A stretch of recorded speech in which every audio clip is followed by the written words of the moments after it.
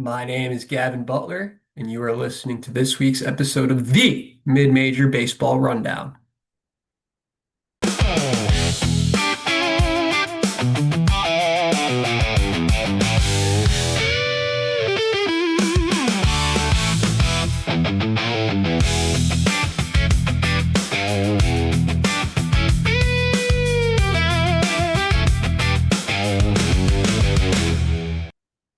Hello, hello. Welcome everybody to episode number 5 of the Mid-Major Baseball Rundown with your host, Gavin Butler. And we have a bracket. We've got a full field of 64. There were some somewhat controversial decisions made by the committee. We'll go into that later. First, I want to discuss our guest interview for this week.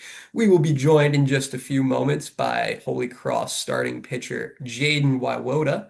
Jaden was also the 2026 Patriot League Championship MVP and the 2025 Patriot League Pitcher of the Year. His Holy Cross Crusaders were announced to the Austin Regional earlier today.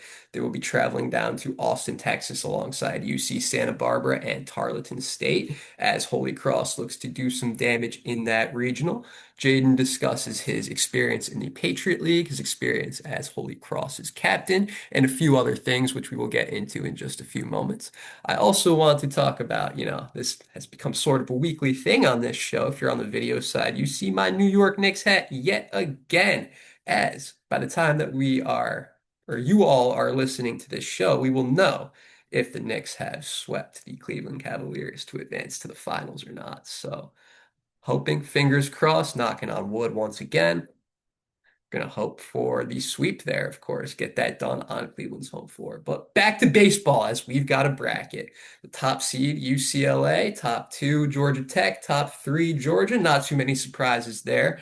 Couple surprises in the other regional seeds. I'll get into that later, as I said, as we will with the full bracket breakdown and preview for the tournament. But first, I would like to introduce our guest for this week. We are joined by Patriot League Championship MVP, the 2025 Patriot League Pitcher of the Year, and Holy Cross starting pitcher Jaden Wywoda. Jaden and the Holy Cross Crusaders had their name called for the Austin Regional on today's selection show. How are you feeling, Jaden? Excited. Excited is the only real word that I can use to describe myself right now, to describe this team. It's always a great opportunity when you go to play in a regional, especially a school like Texas. It's going to be a great experience, great environment, and the boys are just super excited to get after it. Yeah, I could tell you guys were super excited when I was watching the selection show earlier. I saw some of your teammates on either ends of the Hmm. video getting hype, Yeah. hitting some dance moves. You want to just tell us a little bit about that? Yeah. I mean, this team is full of energy at all times. These guys truly love the game, they truly love each other. And we just kind of have this infectious energy. Our dugout is always rowdy during games, and it carried over to selection Monday. Yeah, that was awesome. Just, great stuff, great atmosphere just in that little room that you guys were posted up Yeah. in. I'd like to congratulate you on earning those Patriot League Championship MVP honors. I'd also like to ask how your arm was feeling last Wednesday when you took the mound for the second time in 3 days after throwing a complete game the first time around. My arm's feeling good, honestly. I talked with my pitching coach pregame. We made a very solid deal where he was like, as long as your arm feels good, you can go, but I need you to be entirely honest with me the whole time. Or if I ask you if you're good, like give me an honest answer. Don't just try and fight through it. And if I'm being totally honest, my arm felt great the entire time. I threw my hardest pitch of the season in the ninth inning, which is super exciting. And I was just glad that I was able to help the guys get a win, just do whatever's needed for the program. Definitely a huge accomplishment for Holy Cross as you guys are headed back to the NCAA tournament in back-to-back seasons for the first time in 63 years. What are you looking to take into this year's tournament having experienced playing in an atmosphere like this now? I think the nerves are going to be a little less than last time.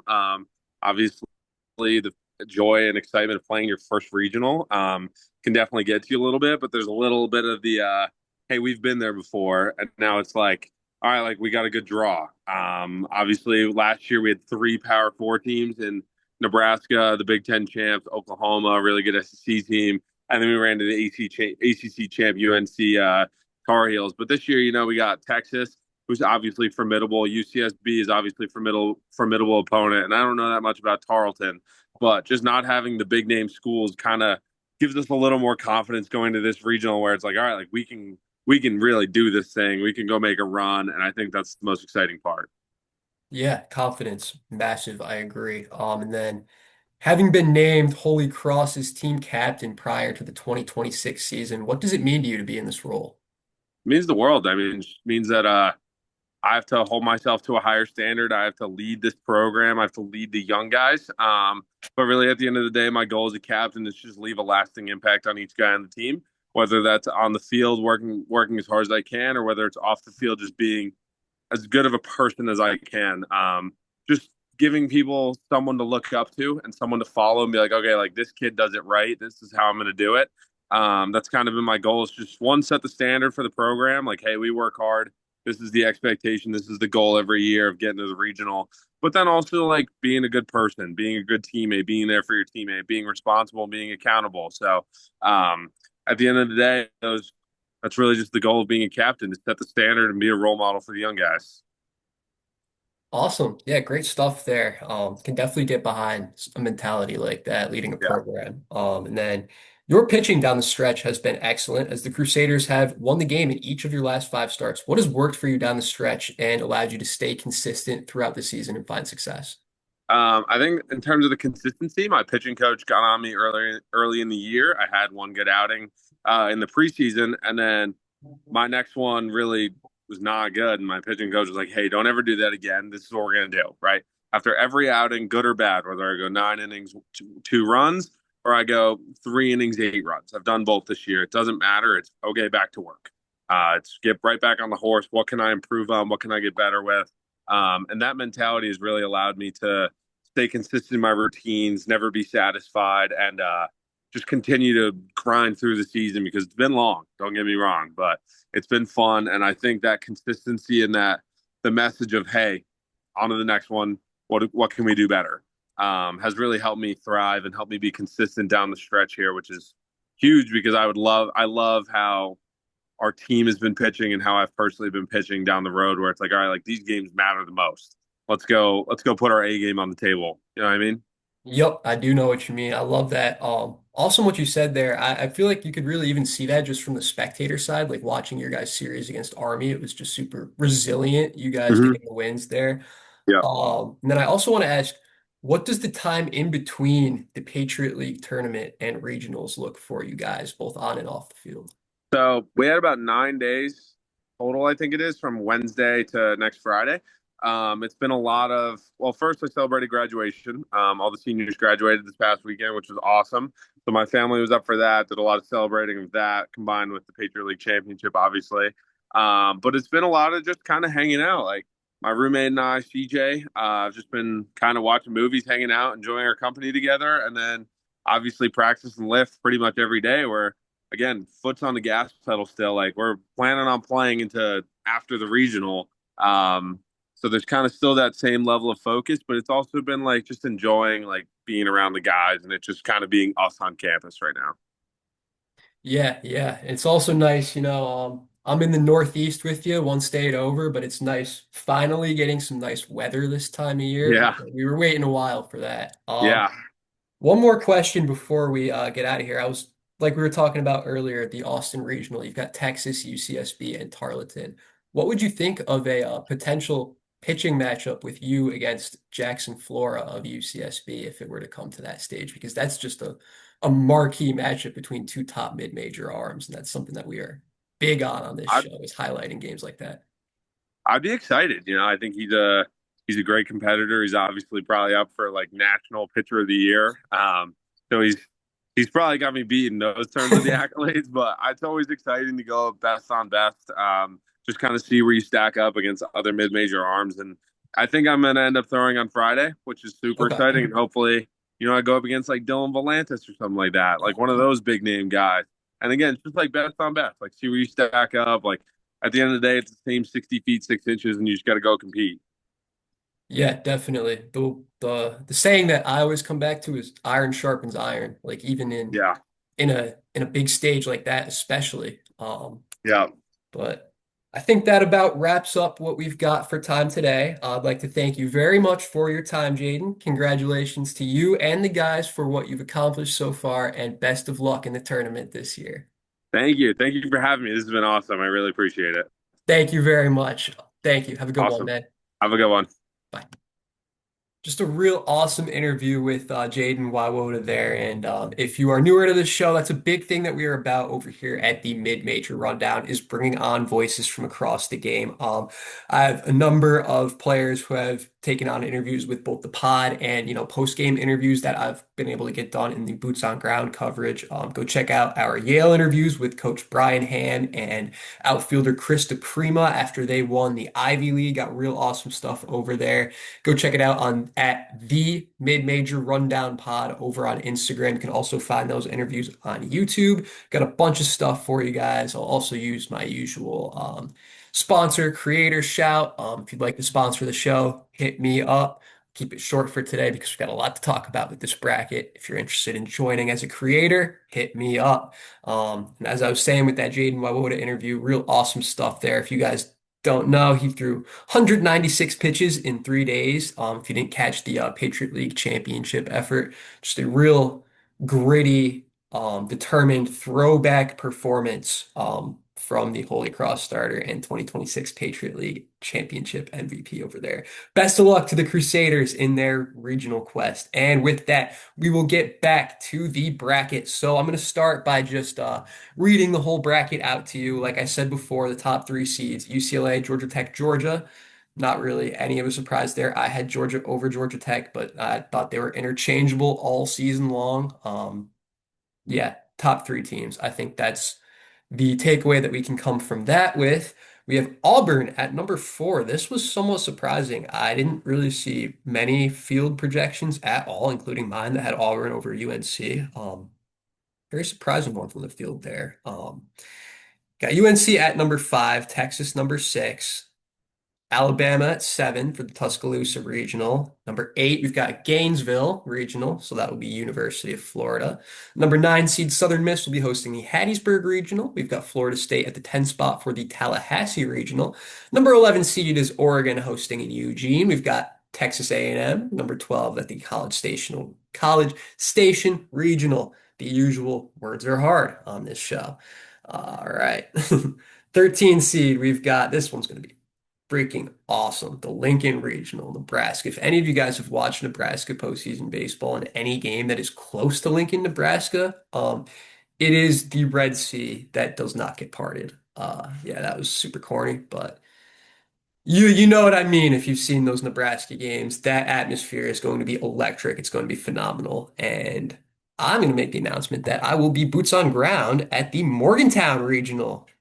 So that one's going to be real awesome. That one's going to be an awesome atmosphere too. I should have waited until a couple hosts away to break that announcement, but I just got so excited that I had to tell you guys. But yeah, boots on ground, Morgantown edition.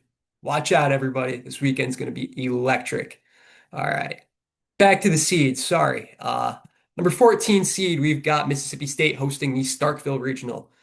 This one was shocking to me. The number 15 seed, Kansas Jayhawks hosting the Lawrence Regional. I think just about everybody had them a few spots higher. If you were watching the selection show, you could even see they looked a little like that room. I can't be the only one who thought this. It looked a little off. It looked like they did not think that they were going to fall down to the 15 seed. That's a kind of a disrespectful draw for a team who won the Big 12 championship, doubled up on the regular season championship and the Big 12 tournament. That late season sweep against West Virginia, that is a knock for sure. Deservedly should have been knocked a couple spots, but down to 15, they still went back and won the Big 12 championship against Dub V, 9-0. Does that count? Does that not mean anything? Mississippi State, who many didn't even have as a host, who I think it's arguable. Arkansas could have been over them due to their run in the SEC championship. We've got Kansas down at the 15 seed line. As I said, disrespectful seeding. This is disrespectful not only to Kansas because they will be drawing none other than Georgia freaking Tech in the next round in Super Regional, provided that each of those teams wins their regional grouping. But to Georgia Tech, they've got Kansas. borderline a top 10 team in the country. Yeah, that's a punishment for the two seed, in my opinion. I think this is ridiculous, and this is just where it starts. There's something else that I'm going to get into in a little bit that I think a lot of people are outraged about, and rightfully so. I've seen a lot of just BS, just bullshit about the tournament draw today. You know, basketball, we actually got a pretty good one this year. I thought it was damn near spot on. Like they got a lot of things right in the basketball bracket this year, and of course they give us a baseball bracket that looks like this. But we'll get into that in a moment. The final regional host, as I said, I will be there. Morgantown, WV. West Virginia, the Mountaineers will be hosting a regional. That one's the closest one to me. And I just think that Morgantown's an atmosphere I want to be in. I want to see playoff baseball in that town this time of year. It's supposed to be incredibly nice out this weekend. Again, fingers crossed, knock on wood, because I really want to see great baseball with great weather this weekend. That would just be, I'll be reporting to you live from over there. And with that, I will discuss who each team has in their regional grouping. So we will circle back to the one seed UCLA. I'll go 116 pairings here so we can talk about each super regional matchup as well. So UCLA, the Los Angeles Regional, they will be hosting Virginia Tech, Cal Poly, and St. Mary's. West Virginia, the 16 seed, will have Wake Forest, Kentucky, and Binghamton in their group. Now, those of you who just heard me took a slight pause when I said the name Kentucky. There's a reason for that. As I mentioned, the controversial decisions made by the committee earlier. I think Kentucky is one of them over Mercer and UTSA. Wow, not something I expected at all, but again, something I'll get into more after I discuss these regional groups. So the number two, Georgia Tech, they've got Oklahoma, the Citadel, and UIC headed to Atlanta. Kansas, the number 15, who would be their super regional matchup, has Arkansas, Missouri State, and Northeastern. At the three, we've got Georgia, Boston College, Liberty, and the Long Island Shocks. We've got in the number 14 seed grouping, we've got Mississippi State, Cincinnati, Louisiana, and Lipscomb. At number four, Auburn, UCF, NC State, and Milwaukee. Lincoln Regional, the 13 seed Nebraska Cornhuskers will be hosting Ole Miss, Arizona State, and Landon Hairston. Some might call him Harry Bonds because of his hitting ability and his last name, Hairston. He definitely warrants that nickname. He'll be fun to watch play in the postseason. Number five, UNC is hosting the Chapel Hill Regional with Tennessee, East Carolina, and VCU. The 12 seed Texas A&M Aggies will be hosting USC, Texas State, and Lamar. Austin, the Texas Longhorns will be hosting UC Santa Barbara and Jackson Flora, one of the top pitchers in the country. Tarleton State and the aforementioned Holy Cross with Jaden Wywoda. Eugene Regional, the number 11 seed Oregon Ducks will be hosting Oregon State. Great regional matchup there. That'll be a fun one to watch those two teams go at it up in the Pacific Northwest. We've got the Wazoo Pack, Washington State, and Yale. And the 7 seed Alabama will be hosting Oklahoma State, USC Upstate, and Alabama State, the SWAC champions. The Tallahassee Regional will take place with the 10 seed Florida State Seminoles hosting Coastal Carolina, Northern Illinois, and St. John's. The final two regionals to wrap things up will be Gainesville as the number 8 Florida Gators host Miami, Troy, and Ryder. That'll be another fun one, that regionality with Florida, Miami, and Troy all down there. And the Hattiesburg Regional, number 9 seed Southern Miss will be hosting Virginia, Jacksonville State, and Little Rock. Jacksonville State might be one of my best bets as a 3 seed to advance out of their group. That I'm kind of surprised that they did draw a 3 seed and Virginia is a 2. I thought that that would have been reversed, but I think that they have a route where they could theoretically advance to a super regional. Now, Southern Miss, that's a phenomenal team. That's gonna be a tough one to get past. That'll be a great game. Southern Miss versus Jack State, not one that I thought we would be seeing at a regional at all, as I thought, Jacksonville State would be a 2 seed and would not be drawn with Southern Miss. So that wraps up our field of 64. Games will begin on Friday, I think right around noon. I'm not sure the exact start time. I'd have to take a look at that once that drops. Actually, you know what? I'll take a look right now. I think they start Friday at noon. Let me take a quick gander. Yeah, I see a bunch of games at noon. We've got ECU, Tennessee, UIC, Georgia Tech, Kentucky, Wake. Those are all noon games. I don't think I see any more. Yeah, so those are the games which will start off our 2026 NCAA tournament. And with that, now that we've got the scheduling and regional groups talked about and squared away, I want to get back into that Kentucky decision. I don't think that this was the right move at all.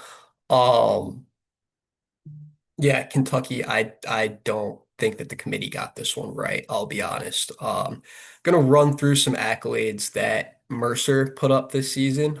44 wins, we went 44 and 15. That is third most in the country. They won the SoCon regular season. They beat Georgia Tech on the road towards the end of the year. 18 and 2 in their last 20 games. They've also been a great eye test team, one of the best offenses in the country. UTSA is the first American Conference championship or American Conference regular season champion to not make the NCAA tournament in the tournament's history. Kentucky, I talked about this in my initial reaction video, but essentially their whole resume is not getting swept. They only have two SEC series wins all season. Only two. They also didn't win a single game in the SEC tournament. Lost series to Vanderbilt and LSU, who were considerably worse teams than Kentucky and a number of tournament teams this season. I'm going to run through some reactions from across the social media landscape. It's not just me who's thinking this. These are, you know, respected voices who have been in the industry for a while. We've got Jacob Rudner of Baseball America saying Mercer missing the field is bad for college baseball. I agree. If a mid-major can win 44 games, finish top 30 in RPI. Yeah, another thing. They're 28th in RPI. I know RPI has its flaws, but wow, they were pretty high to not make the tournament, especially for a mid-major. They were among the leaders in home runs and RBI, and Mr. Rudner asked, what exactly is the path supposed to be outside the power conferences? And I think that is the question that we are all asking with Mercer and UTSA not making this tournament for Kentucky. Again, clear SEC bias, in my opinion. I think all the other SEC teams deserve their berth. I don't understand what got the Kentucky Wildcats into this field. I'm sorry. And for the Wildcats, prove me wrong. I'll be in Morgantown and I will be the first person to admit that, yeah, this was deserved if their play can show that on the field in the Morgantown Regional. Um, back to some other tweets that I've been seeing about this topic. We've got 64 Analytics, which is a very well-respected college baseball analytics outlet. We've got 17,000 on X/Twitter, whatever you want to call it. They said, quote unquote, the amount of illogical arguments from the selection chair was astounding. Strength of schedule matters unless you're Southern Miss where you didn't get rewarded. I agree with that too. I actually didn't even have as big of a gripe with Southern Miss not hosting. I thought that that was more bubble-ish, so to speak. But yeah, we need to stay consistent throughout this tournament. Strength of schedule mattered for all the other teams, but then Southern Miss played an incredible strength of schedule, and yeah, they didn't get the national host, which keep it consistent. Um, Out-of-state travel matters unless you are teams like Florida who never left the state. Yeah, I see what they're saying with that too. Weekends in March are determining factors for teams in the bubble, but weekends in May have little impact for hosting. Yeah, I think we saw a lot of that with with what decisions were made here and Mercer not playing enough hard teams, except for Oklahoma State, Georgia Tech, and Troy. Yeah. Matthew Nope, who is with New Mexico State's athletics. So again, not even a team in the American Conference, not affiliated with the UTSA athletic department at all, saying first ever American Conference championship champion to be left out of the NCAA regionals. Yeah, and I don't get why. It's not like UTSA, fluked their way to that title and did nothing the rest of the year. They had a convincing 19-4 win over another bubble team, Texas State, right at the end of the season. Again, I don't see the justification for Kentucky over UTSA. And another one from Jacob Rudner, this one might be my favorite. Michael Alford, who is, I believe, the Florida State AD and on the committee before the season, quote unquote, from Alford. You can't just come into the room and look at someone's RPI and schedule. The eye test on teams matters. Then Mercer goes and wins 44 games and ranks third in the country in home runs. Alfred today. Well, it came down to strength of schedule for Mercer. Oh my gosh, like just consistent inconsistencies. It's impossible for a mid-major to make it without getting the automatic qualifier in cases like this, I guess is what we're seeing. I also, when I was watching the selection show, Mike Rooney of D1 Baseball, who I think is a very respected figure in the field, typically, he was just saying stuff that I was just like, dude, come on. It sounded like he was getting cut a check right from the SEC to say the things he said. And again, he's usually a very, very smart and reliable voice on matters like this, but he was saying things right after the selection show, like, oh, there's not enough room for these mid majors this year. What? There's not enough room? I see the room. The room is taken by a blue UK interlocking that took up a spot from valid mid majors who deserve to be in the field. I said it. There it is. You heard it from me. That's how I feel on the topic. Anyway, we will be moving on to some other discrepancies. Again, like Kansas. I don't understand why they were the 15 seed. Doubled up. Big 12 regular season, Big 12 postseason championship. What did they do to drop to the 15? That sweep against West Virginia? So we're just saying the Big 12 is not a valid baseball conference now? That's essentially what the committee just said by ranking those two teams as the 15 and 16. West Virginia, I understand a little lower. I think they were put on the right side of the hosting bubble at least. But Kansas being so low, being a 15 after winning both and just phenomenal run middle of the season. They were just winning games left and right. And they slowed down a little bit. Began with that loss to Creighton late in the season, but still, I don't think that they should have been dropped down to the 15 seed line. That just does not make sense to me. And yeah, I would say those are my only two real major gripes with this tournament are Kansas is seated too low, and I don't understand the Mercer and UTSA snubs in favor of Kentucky, but we will move on. This is going to be an awesome tournament, enough for gripes complaining. Time will tell. Only time will tell what the correct decisions may have been. I think that some teams may have legitimate cases as to why they should have been in the field when they were not. But anyway, I will get into some tournament breakdowns, some maybe slight predictions for what will be going on these next couple weeks. As I said before, I like Jacksonville State as a 3 seed. I thought that they were going to be a 2 seed, but they have shown time and time again that they can stack up and punch up to teams that are better than them. They have quality pitching, quality hitting, and can fight through late game situations. Have won close games, have won blowouts. They've won a lot of games this year, and that's a battle-tested team that I think has a shot to do some real damage as a 3 seed in this tournament. I also like Liberty as a 3 seed. They were hot all season long. They got real hot. Rough start. They've got Boston College and Georgia. That's going to be a real tough one, but it's, you catch Georgia one bad game. I think that they're one of the higher seeded teams in one of the top groups who has the best chance to do some damage. I think Georgia got a tough draw. Boston College, Liberty. Those are tough 2 and 3 seed for such a highly ranked team. I think Louisiana has a chance to make some damage in the Starkville regional, paired up with Mississippi State, Cincinnati, and Lipscomb. Louisiana has been very hot lately. They have punched up to teams on numerous occasions, like Coastal. I think it's 4-1 their record against Coastal this season. I know they went 2-1. Yeah, 4-1 against Coastal. They're getting hot at the right time. I think that they could, you know, go into one of the, I don't want to say weaker, but lower seeded regional hosts like Starkville, and they've got a chance to, Cincinnati, Bishop Ball's tough. That's a real tough opponent.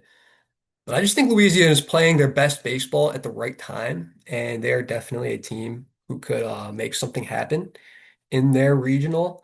Um,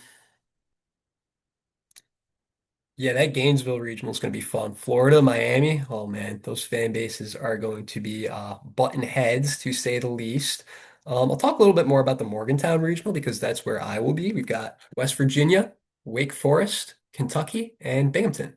So West Virginia was very, very solid in the Big 12 all season. I kind of was thinking that they were a little too highly ranked towards the middle of the year.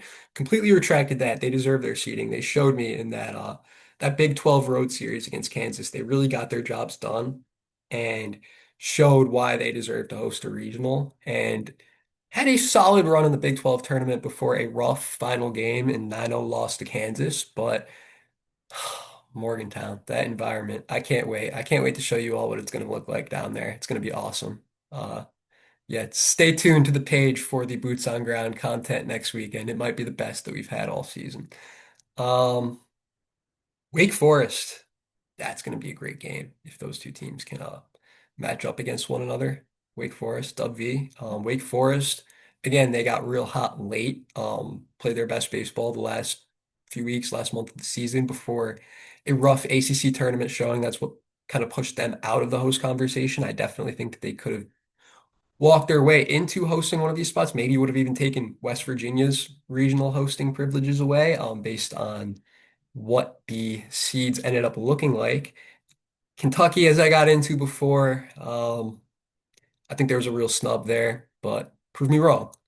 And Binghamton, the America East, the Bearcats, very close. This is the closest team out of the four to where I live in my little humble abode in upstate New York. I've seen the Binghamton Bearcats live this season. I saw them live last season. I was boots on ground before I started this brand, before I started this adventure. I was at the America East tournament last season. Saw the Bearcats with Matt Bolton, Fred Forgione, and crew win the America East, and they went to the Athens regional, I believe, last year. So looking to have some better luck in their regional this season. Uh, it's going to be awesome. Let me see which games will be on Saturday because that is the primary day that I'll be giving you guys the BOGC, little acronym, boots on ground coverage. And I don't think, all right, yeah, we've got Bing Dub V on Friday at 5 o'clock. Oh yeah, these aren't going to be determined until okay, yeah. So we don't have the Saturday matchups, of course. Didn't think that one through. But yeah, we start with Bing versus West Virginia, and we've got Kentucky against Wake Forest. So I think chalk will rule in both of those matchups. I just think West Virginia's got too much for Binghamton. They are too well-rounded. Binghamton could maybe catch them on a bad day if the Mountaineers bats go cold, but I believe it will be Max Yell on the mound for West Virginia, and it's gonna be a tough one. Uphill battle for the Bearcats for sure. Wake Forest, Kentucky, I've got Wake. Again, I think they're hot at the right time. I don't think Kentucky has the pedigree to stack up to a team like Wake or West Virginia. Um, just look at their performance in the SEC tournament, backs against the wall in numerous series all year long, where all they had to do was win one more game to win the series. So yeah, I've got Wake and West Virginia winning those two games. Some more regionals that I will take a look at. Got a fun one, that Eugene regional, Oregon and Oregon State. Oh my gosh, I keep it's so just awful, terrible timing with the Dax Whitney injury, both for him and for the sport of baseball. Seeing that road regional matchup with Dax Whitney would have been freaking awesome. We will see that a similar type of thing with UCSB headed to Austin. Jackson Flora, I think, might be the best pitcher in the country. With Whitney hurt, at least, I think it's got to be Flora or Mason Edwards of USC. And USC, as I mentioned before, is headed to, sorry, give me one moment to bring this up. I just keep flipping back and forth between all these regionals and brackets and spin my brain all day. But anyway, USC and Mason Edwards are headed to College Station. Oh, that's going to be a real fun one now that I'm looking at it some more.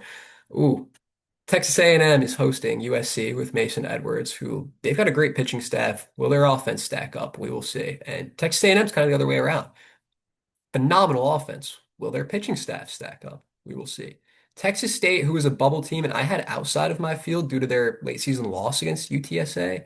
Um, that one I had UTSA over Texas State as well, but I'm not as, taken aback by that decision compared to Kentucky. I don't think Kentucky really had any case, whereas, Texas State, they had some big wins, solid strength of schedule throughout the season, just some serious losses late in the year that kind of hurt them.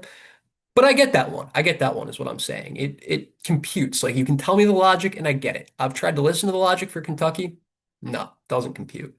But Texas State and Lamar. So three out of those four teams are in the state of Texas. Lamar's been a Very good mid-major down the stretch there. Another team who was powered by fantastic pitching with Chris Olivier. I don't know if the R is pronounced or silent. I'm sorry, Chris, a friend of the show.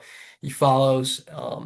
But Lamar winning the Southland Conference recently over McNeese punched their ticket and set this up to be an awesome regional, a regional that lives up to its name other than Southern California, but three Texas teams all in one spot. Cinema. Oh man. And this is going to be a fantastic tournament, guys. I can't wait for this weekend. I'm going to be driving on Friday, so I don't know how many of those games I'm going to be covering and watching. Coverage might be a little slower on day one of the tournament than I would hope, but day two is going to be awesome, guys. Wait till you see this boots on ground. It's going to be the best all season. Thank you for listening to my show. Awesome interview with Jaden Wywoda of Holy Cross this week. If you made it this far, thank you for appreciating my input on the bracket discussion. As always, folks. Thank you for listening to the Mid-Major Baseball Rundown. Have a great day, everybody.